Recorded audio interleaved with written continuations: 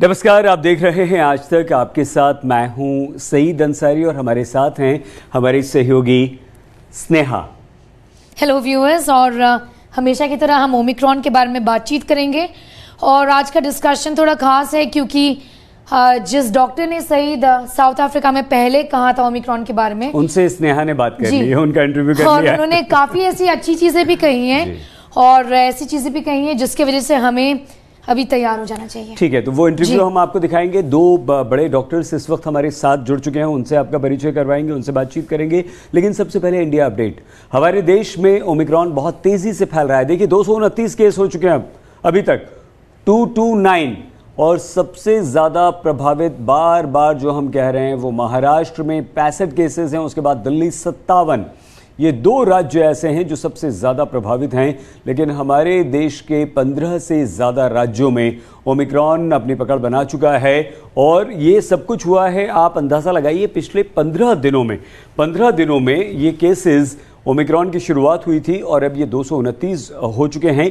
लेकिन जो गंभीर बात ये है कि पिछले 24 घंटों में जो कोरोना के केसेस आए हैं वो 6,500 के आंकड़े को पार कर चुके हैं। इसका मतलब ये हुआ कि अगर 6,500 में से 2,000 की भी जीनोम सीक्वेंसिंग के लिए रिपोर्ट भेजी जाती है, सैंपल भेजा जाता है और उसकी रिपोर्ट आती है, और अगर वो पॉजिटिव उसमें से आते हैं 2,000 में से, तो ये आंकड़ा जो है वो बहुत बड़ा हो जाता है। देश के बाद जल्दी से दुनिया में क्या स्थिति है? दुनिया को तो बहुत ज़्यादा ओमिक्रॉन ने परेशान कर रखा है।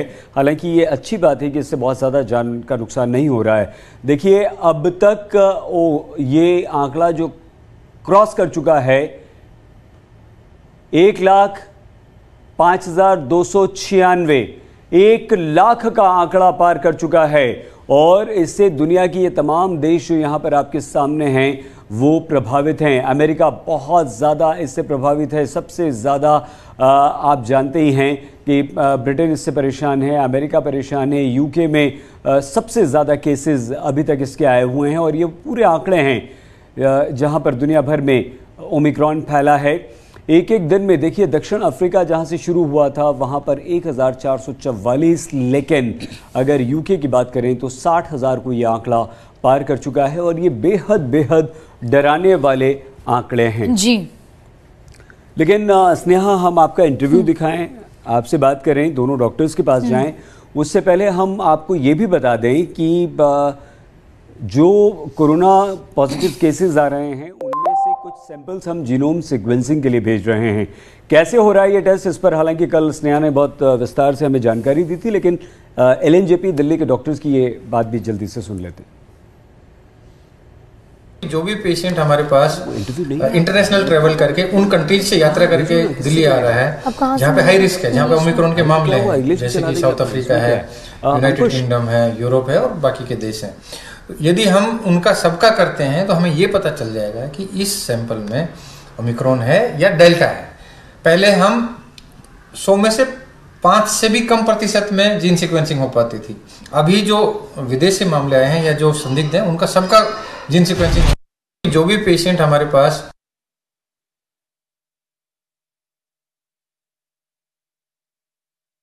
सारे राज्यों ने अब ओमिक्रॉन के खतरे को देखते हुए पाबंदियां लगानी शुरू कर दी है। कर्नाटक में नए साल के जश्न पर, यानी कि सार्वजनिक जश्न पर रोक लगा दी गई है। रेस्टोरेंट में अगर आप जाएंगे तो 50% क्षमता के साथ कर्नाटक में ये रोक लगा दी गई है। और इसके अलावा 30 दिसंबर से 2 जनवरी तक कोई भी पार्टी पर बैन लगा दिया गया है। न सिर्फ कर्नाटक बल्कि इसके अलावा हम बताएं तो हरियाणा ने ज़बरदस्त पाबंदियां लगाई हैं। हरियाणा ने तो ये कह दिया है कि 1 जनवरी के बाद अगर आपने डबल वैक्सीन नहीं ली, अगर आप डबल वैक्सीनेटेड नहीं हैं तो आप किसी भी पब्लिक प्लेस पर नहीं जा सकते हैं। इसके अलावा दिल्ली सरकार ने बहुत सारी पाबंदियां लगा दी हैं। नए साल के जश्न पर दिल्ली में पाबंदी लगा दी गई है। शादी में अगर शादी हो रही है इस दौरान तो सिर्फ 200 लोगों को इजाज़त मिलेगी कि वो शादी में शामिल हो सकते हैं। रेस्टोरेंट्स को कह दिया गया है कि 50% कैपेसिटी के साथ ही आप खोलेंगे। हालांकि कर्नाटक के हम आपको डिटेल्स दिखा रहे हैं, लेकिन दिल्ली और साथ ही साथ हरियाणा से 2 बड़ी खबरें आ गई हैं। हरियाणा के जो हेल्थ मिनिस्टर हैं अनिल विज, उन्होंने कहा है कि 1 जनवरी के बाद हम किसी भी ऐसे व्यक्ति को जिसने डबल वैक्सीन नहीं ली है उसे हम किसी भी पब्लिक प्लेस पर जाने नहीं देंगे। और अगर वो वहाँ पर जाता है तो हम उस पर प्रतिबंध लगाएंगे। तो नए साल के ये प्रतिबंध लग चुके हैं। हमारे साथ 2 डॉक्टर्स इस वक्त जुड़ चुके हैं, दोनों से आपका जल्दी से परिचय करवा दें। डॉक्टर मोनालिसा हमारे साथ हैं, डॉक्टर आशुतोष हमारे साथ हैं और डॉक्टर अनुराग। 3 डॉक्टर्स हमारे साथ जुड़ चुके हैं। हम चाहेंगे स्नेहा पहला डॉक्टर मोनालिसा जी से आप सवाल पूछें प्लीज। थैंक यू डॉक्टर्स हमारे साथ जुड़ने के लिए। डॉक्टर मोनालिसा, कल भारत सरकार ने ये इंपॉर्टेंट इंस्ट्रक्शंस दिए हैं ये बताते हुए कि ये वेरिएंट जो है वो 3 टाइम्स मोर ट्रांसमिसिबल है, जल्दी डेल्टा से ज़्यादा जल्दी फैलता है, 3 गुना ज़्यादा ये ट्रांसमिसिबल है। और ये भी कहा है कि इस समय नाइट कर्फ्यूज की रिस्ट्रिक्शंस जो है वो हम लागू कर सकते हैं जो डिस्ट्रिक्ट्स ऑफ कंसर्न है।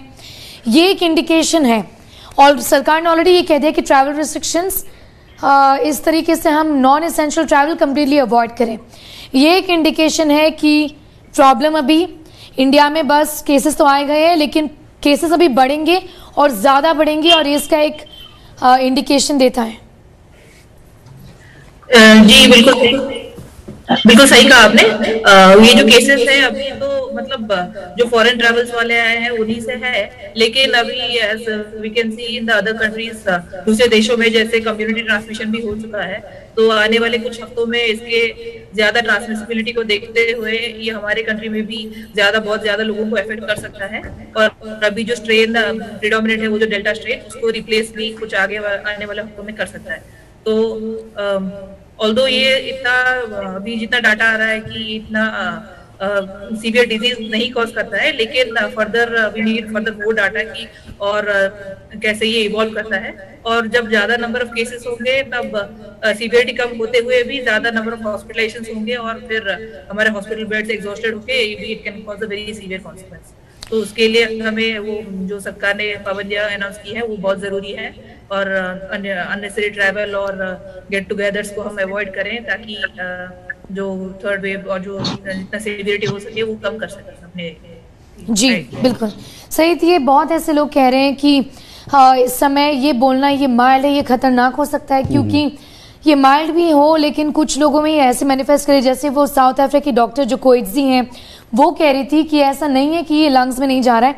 कल उन्होंने ओमिक्रॉन के एक पेशेंट को ट्रीट किया है जिन्हें लंग निमोनिया हो चुका है।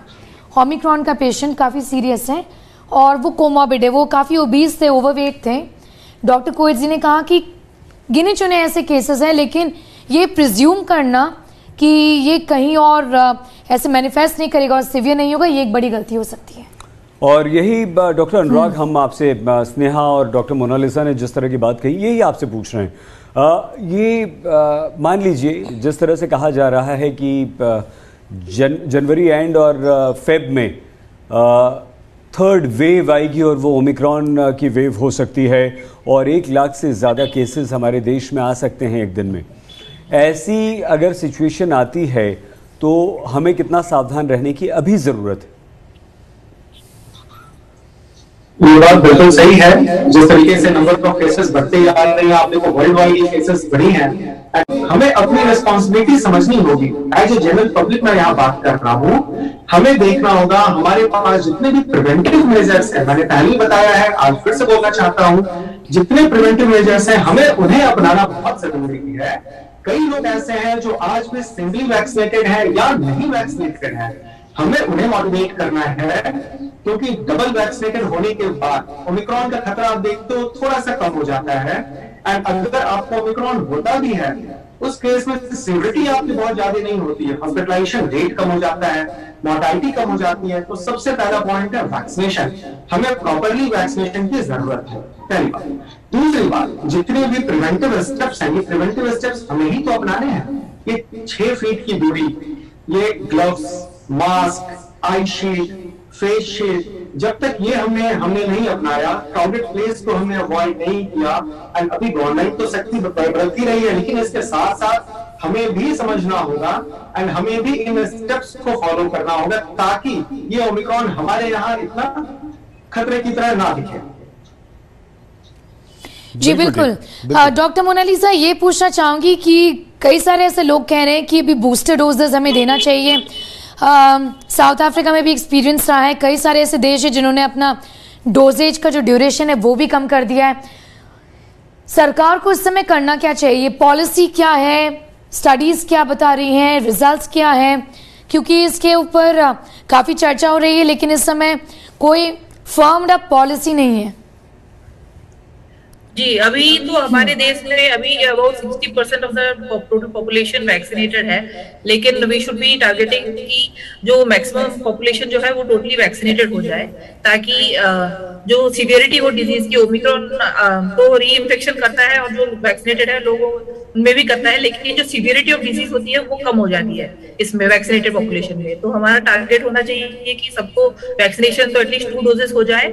और जहां तक बूस्टर डोजेस का सवाल है, तो after like the government can implement की जो हेल्थ वर्कर्स है और जो ज्यादा ससेप्टेबल पॉपुलेशन है उनमें अगर बूस्टर डोज अगर दिया जाता है तो बेहतर है, क्योंकि studies are showing that the booster doses can help in boosting the immunity. जी doctor Anurag, household transmission ये कहा जा रहा है, सईद डॉक्टर कोइत्जी का ये कहना है, डॉक्टर अनुराग आपके पास अभी आती हूँ, कि अगर एक परिवार है जिसमें 7 लोग हैं और एक पर्सन को ओमिक्रॉन का इन्फेक्शन हो गया, तो उस परिवार में 7 में से 6 लोगों को सब होना इन्फेक्शन होना ही है। और ये देखा जा रहा है बिल्कुल। अभी जितने केसेस आए हमारे इंडिया में, जितने आए हैं, और राजस्थान में देखिए एक फैमिली, एक व्यक्ति बाहर से आया था, 4 लोग थे, 5 पॉजिटिव हो गए। जी बिल्कुल, ये क्लस्टर आउटब्रेक्स जो देखा जा रहा है, और ये होम आइसोलेशन ढंग से किया नहीं जाता है।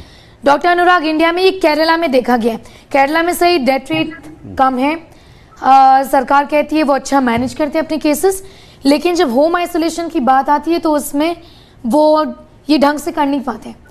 डॉक्टर अनुराग, अगर ओमिक्रॉन इतना ट्रांसमिसिबल है तो होम आइसोलेशन ढंग से करना कितना ज़रूरी है? क्योंकि जाहिर है कि अगर माइल्ड इन्फेक्शन है तो हॉस्पिटल एडमिशंस की ज़्यादा ज़रूरत नहीं पड़ेगी, लोग अपने घर में ही रिकवर हो जाएंगे, लेकिन इन्फेक्शन को घर में कैसे मैनेज किया जाए? यस, जैसा आपने बोला ये बिल्कुल करेक्ट है। ये ट्रांसमिशन रेट बहुत ज्यादा है इसका। अगर आप देखो इनिशियल हमारे पास जो आया था 70 टाइम्स ज्यादा ट्रांसमिशन, अगर आप delta and delta plus variant से आप कंपेयर करते हो तो 2 to 3 टाइम्स यहाँ भी ट्रांसमिशन रेट ज्यादा है इस ओमिक्रॉन का। तो जहां तक आपने बोला कि अगर 8 मेंबर्स हैं घर में तो 7 मेंबर्स को होना स्वाभाविक है, ठीक है, आपकी ये बात बिल्कुल करेक्ट है। लेकिन यहाँ पे भी अगर हमने होम आइसोलेशन प्रॉपर्ली फॉलो किया है, गाइडलाइंस फॉलो किया है, जितने भी कोविड एप्रोप्रिएट बिहेवियर से हमने फॉलो किया है, तो बचा जा सकता है। ऐसा नहीं है कि अगर 2 to 3 टाइम्स मोर ट्रांसमिसिबल है तो 7 आउट ऑफ 8 पर्सन को होना ही होना है। तो होम आइसोलेशन में भी हमें कुछ बातों को ध्यान में रखना होता है, लाइक फेस मास्क, ये बहुत जरूरी है। जो भी पेशेंट आरटीपीसीआर पॉजिटिव है या ओमिक्रॉन जीनोम सीक्वेंसिंग के बाद पॉजिटिव है, हमें चाहिए उनके लिए बिल्कुल आइसोलेशन रखना, एक रूम, एक कमरा उनको दे दिया जाए एंड उनको उस रूम से बाहर निकलने की इजाजत ना हो। अगर वो निकलते भी हैं इन केस, तो मास्क के साथ, फेस शील्ड के साथ एंड एक आई वियर होना चाहिए, ग्लव्स मैंडेटरी, तो इनके साथ वो बाहर निकल सकते हैं। एंड अगर दूसरे मेंबर्स घर में इंटरेक्ट करना चाहते हैं उनसे, तो कम से कम 6 फीट की दूरी बनाएं, या मोबाइल फोन से वो इंटरेक्ट करें, या नेट का जमाना है, आप चाहो तो लैपटॉप पे भी ऑनलाइन कॉल कर सकते हो, एक दूसरे को देख सकते हो वीडियो कॉल के थ्रू। तो इन सब चीजों को नए तरीके हैं, नई टेक्निक्स हैं हमारे पास, आप इनको अपना सकते हो एंड एक प्रॉपर बिहेवियर के थ्रू आप उस पर बच सकते हो। डॉक्टर मोनालिसा, अभी तक जो स्टडीज़ आई हैं, जो रिसर्च हुई है, उसके हिसाब से आप क्या इस वक्त हमें बताएंगी कि अगर मान लीजिए किसी को कोरोना होता है और बाद में पता चलता है कि वो ओमिक्रॉन वेरिएंट वाला है, तो उसे किस तरह का वो पेशेंट होगा, उसे कितना हॉस्पिटलाइजेशन की ज़रूरत पड़ेगी, कैसे घर पे रखना होगा, कैसे उसका इलाज होगा? yes.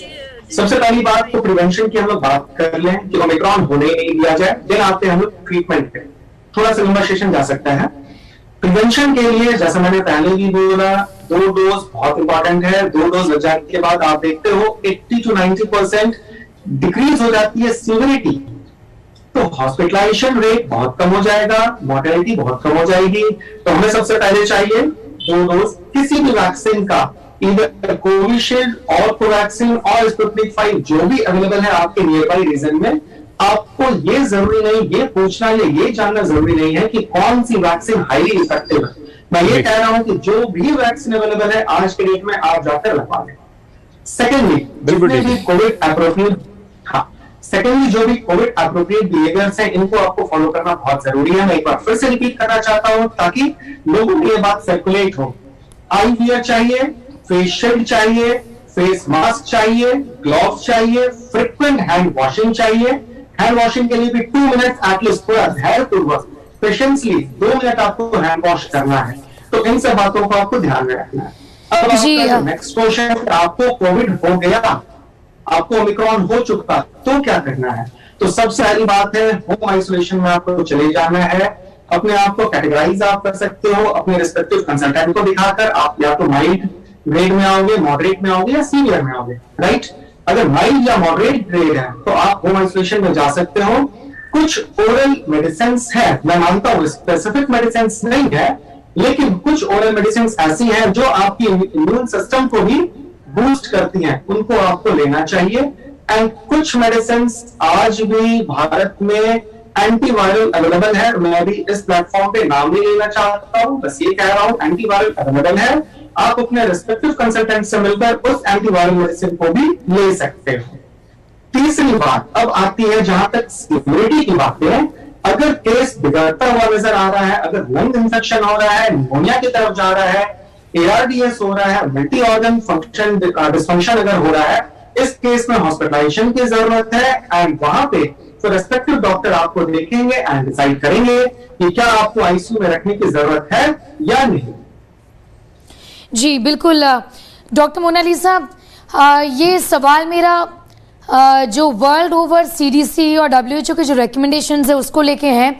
डॉक्टर अनुराग कह रहे थे कि हाँ हमने काफ़ी फोकस किया है हैंड वॉशिंग में, और पिछले 1 साल के दौरान हमने देखा है कि जो एरोसोल ट्रांसमिशन है, जो हवा में एयर ड्रॉप्स आती हैं और उसके बारे में जो ट्रांसमिशन की बातचीत की जाती है, पहले तो WHO ने यही कहा था कि एयरबॉर्न नहीं लगता है ये इन्फेक्शन, और इसके वजह से WHO काफ़ी मतलब क्रिटिसिज्म भी फेस करना पड़ा। लेकिन मैं ये पूछना चाहूँगी कि ज़्यादा अभी ये लगने लग गया है सईद, और फोकस भी वर्ल्ड ओवर हेल्थ एजेंसीज का यही है कि आप फोकस करें एरोसोल ट्रांसमिशन में, इसलिए मास्किंग ज़रूरी है और आउटडोर्स रहना ज़रूरी है, इंडोर्स रहना ज़रूरी नहीं है। जी साउथ अफ्रीकन डॉक्टर से पूछा था? जी बिल्कुल, मैंने ये बातचीत उनसे भी की है, और ये वही कह रही है जो WHO के डॉक्टर्स कह रहे हैं, जो डॉक्टर्स इंडिया में कह रहे हैं कि आपको लॉकडाउन लगाने की ज़रूरत नहीं है, कोई भी रिस्ट्रिक्शन की ज़रूरत नहीं है। साउथ अफ्रीका में केसेस डाउन हो गए। साउथ अफ्रीका में जो अभी सिचुएशन हॉस्पिटल में है वो स्टेबल है, इस डॉक्टर का कहना है।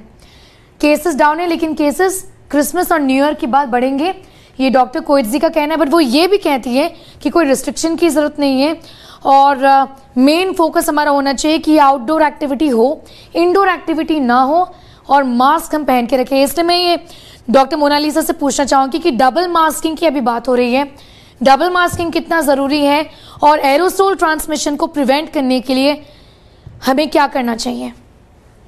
जैसे कि CDC ने पहले बताया था कि डबल मास्किंग से हम एरोसोल ट्रांसमिशन को कम कर सकते हैं, कि पहला वाला जो टाइट फिटिंग N95 मास्क और ऊपर उसके क्लॉथ मास्क यूज कर सकते हैं, तो उससे जो है कि हम खुद को प्रोटेक्ट कर सकते हैं। और मेजॉरिटी जो ट्रांसमिशन है वो एरोसोल ही है, तो मास्क नंबर ऑफ केसेस ज्यादा बढ़ जाने से बहुत ज्यादा दिक्कत आ सकती है हमारे हेल्थ केयर स्ट्रक्चर पे।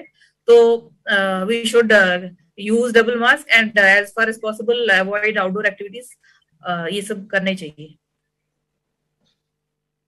डॉक्टर मोनालिसा, डॉक्टर साहब, क्या आपको लगता है कि जिस तरह से अभी स्नेहा ने कहा कि हमें रेस्ट्रिक्शंस की ज़रूरत नहीं है, हमें लॉकडाउन की ज़रूरत नहीं है, हमें प्रतिबंध की ज़रूरत नहीं है, हम बाहर जाएं, काम कर सकते हैं, क्या आपको लगता है कि हम एहतियात के साथ बाहर निकल सकते हैं, या आप सजेस्ट करेंगी कि कुछ दिन हम सेल्फ लॉकडाउन लगा लें, कुछ दिन हम बहुत ज़रूरी ना हो तो डॉक्टर मोनालिसा घर से बाहर ना निकलें, बच्चों को पार्क में ना जाने दें, खेलने ना जाने दें? आप क्या सजेस्ट करेंगे?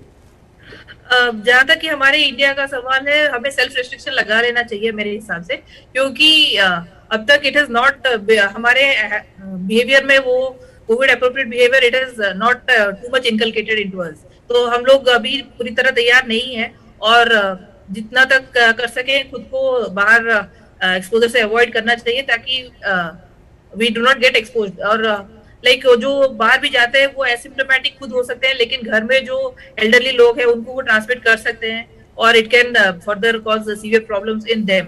ऑल्दो जो बाहर जा रहे हैं वो एसिम्प्टोमेटिक लेकिन वो कैरियर की तरह एक्ट कर सकते हैं।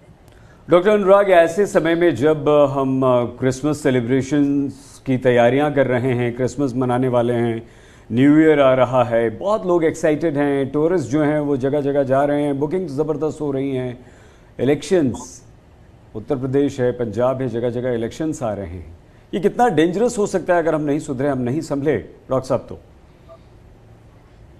यस, ये आपने बिल्कुल सही कहा है। अभी फेस्टिवल सीजन आ रहा है, क्रिसमस भी है, न्यू ईयर भी है, एंड लोगों ने बुकिंग भी करवा रखी है, बाहर ट्रैवलिंग के लिए भी जा रहे हैं।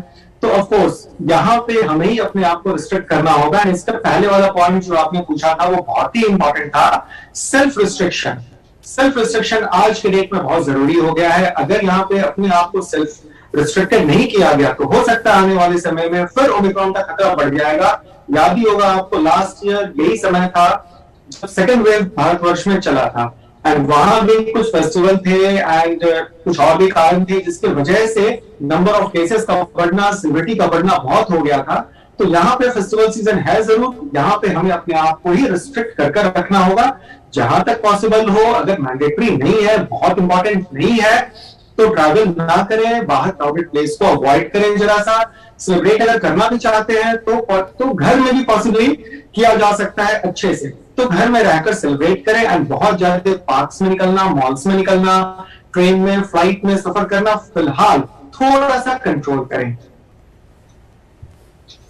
जी बिल्कुल, इस तरह की कुछ स्टडीज आ रही हैं और मैं वही देख रही थी एक्चुअली। डॉक्टर अनुराग, एक इनफैक्ट मैं आपको ये स्टडी के बारे में बताना चाहूँगी और मैं इसलिए सवाल पूछना चाह रही हूँ सईद, क्योंकि ऐसे कई सारे लोग हैं जो कि अभी फ्लाइट्स लेंगे क्योंकि वो घूमने जा रहे हैं। ओमिक्रॉन का रिस्क डबल हो जाता है अगर आप एक प्लेन में हैं। ये अगर सिचुएशन ऐसे रहा और जैसे लोग अभी मूव आउट कर रहे हैं, ट्रैवल कर रहे हैं, ये सवाल उठता है कि अभी क्या इंटरनेशनल ट्रैवल को कुछ समय के लिए रोकना भी चाहिए? WHO का कहना है कि ये स्टिग्मेटाइज करेगा कंट्रीज़ को, इसलिए अभी तक ऐसे कोई रोक टोक है नहीं। इंडिविजुअल कंट्रीज़ ने रोक टोक की है, लेकिन क्या भारत को अभी ऐसा सोचना चाहिए कि इंटरनेशनल ट्रैवल में कुछ दिनों बाद अभी कुछ रिस्ट्रिक्शंस लगा दिए जाएं? बिल्कुल, इंटरनेशनल ट्रैवल पे कुछ रिस्ट्रिक्शंस की जरूरत है। जैसा आपने बोला, ये स्टडी में बिल्कुल निकल कर आया है कि फ्लाइट में अगर आप ट्रैवल करते हो तो 2 to 3 times risk of transmission बढ़ जाता है। एंड ऐसा इसलिए होता है क्योंकि ये एरोसोल से, ये ड्रॉपलेट से ट्रांसमिट करता है। एंड आप जब भी एक क्लोज चैम्बर में हो, क्लोज कंपार्टमेंट में हो, एंड वहां पे नंबर ऑफ पीपल अगर ज्यादा हैं तो ऑफ कोर्स एरोसोल के वाया ड्रॉपलेट्स आप देखते हो ट्रांसमिशन बढ़ जाता है। तो फ्लाइट में सफर करना फिलहाल थोड़ा सा रिस्की हो जाता है, खासकर ओमिक्रॉन के पॉइंट ऑफ व्यू से। इसलिए स्टडी में भी निकल कर आई है एंड यही लोग भी चाहते हैं, यही गवर्नमेंट को भी करना चाहिए। अभी कुछ दिनों के लिए रिस्ट्रिक्ट कर देना चाहिए। लेटर ऑन अगर जैसे साउथ अफ्रीका में आपने बोला कुछ कंडीशन अभी स्टेबलाइज हो गई है पहले से। डॉक्टर अनुराग, डॉक्टर मोनालिसा साहब, आप दोनों हमारे साथ आए। अब प्रोग्राम को हम समाप्ति की तरफ बढ़ रहे हैं। आप दोनों से रिक्वेस्ट है 30-30 सेकेंड में आप हमें क्या सलाह देना चाहेंगे जिससे हम इस बहुत बड़े कोरोना ओमिक्रॉन के खतरे से अपनों को, बच्चों को, फैमिली को, फ्रेंड्स को, देश को बचा सके? 30 सेकेंड्स जल्दी से सर। मैम, हमें जब भी अपॉर्चुनिटी मिले तो खुद को वैक्सीनेट कर लेना चाहिए, क्योंकि वैक्सीनेशन जो है सीवियरिटी डेफिनेटली कम होती है। एंड खुद को रेस्ट्रिक्शन करना चाहिए एंड कोविड एप्रोप्रिएट बिहेवियर की, मास्क यूज करें और 6 फीट की दूरी रखें। वैसे डॉक्टर अनुराग, करना चाहिए vaccination first of all, second is Covid appropriate behaviour, third is few steps, कुछ ऐसी चीजें जो आपको घर में अभी से स्टॉप कर लेनी चाहिए। मैंने पहले ही बोला है, आज भी बोल रहा हूं, सबसे इंपॉर्टेंट होती है थर्मल मेजरमेंट, टेम्परेचर मेजरमेंट के लिए। सेकेंडली पल्स ऑक्सीमीटर होनी चाहिए। तीसरा एक नेबुलाइजर मशीन होनी चाहिए, एक एमबीआई होनी चाहिए। ये कुछ खास एंड मशीन से एंड कुछ मेडिसिन जो मैंने पहले बोला था, कुछ मल्टीविटामिन, ठीक है सर, कुछ इम्यूनिटी बूस्टर्स। ठीक है sir. Doctor Anurag, doctor Monalisa, बहुत बहुत धन्यवाद। Thank you very much. आप दोनों ने बहुत अच्छी अच्छी बातें कही, जानकारी दी।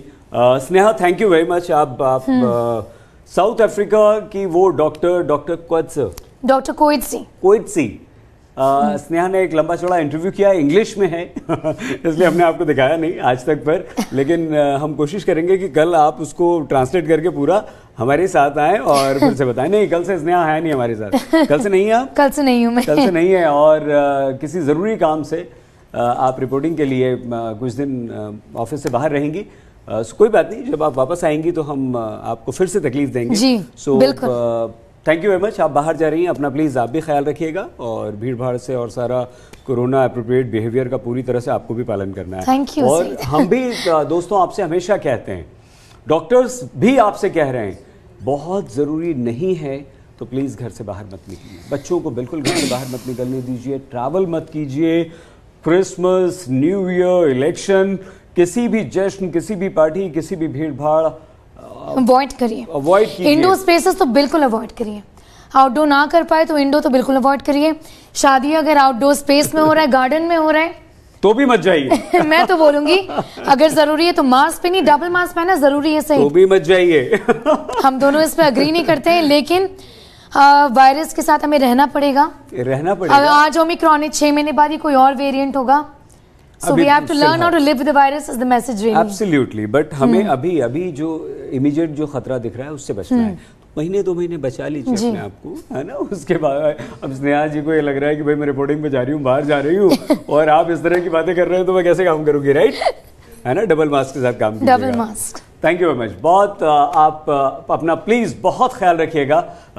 शशि जी, पॉपुलर न्यूज़ के साथ शशि शर्मा जी हमारे साथ हैं, देखते रहिए आज तक।